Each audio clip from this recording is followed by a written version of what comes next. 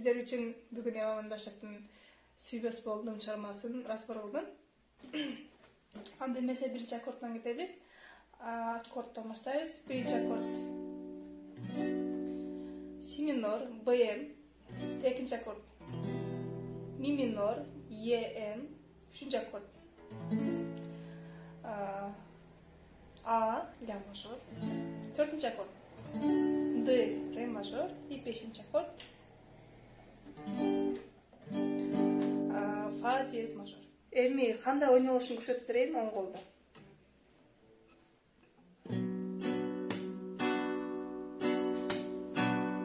Биринчи ылды бармак менен жогору сөмөл, стучок, эки жогору, стучок и жогору.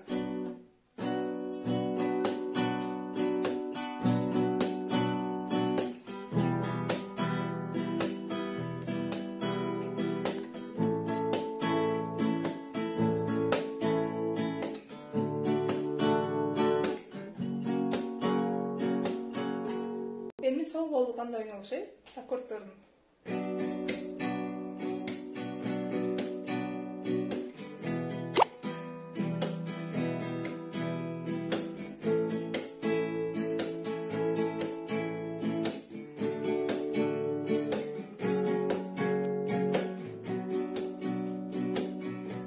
Урматтуу достор, эгер дагы кайсы ырды разборун кааласаңыздар, менин YouTube каналыма катталыңыздар жана комментарийге өзүңүз жактырган ырыңызды жазып кетсеңиз, кийинки сабактарга разбор кылганга аракет кылам.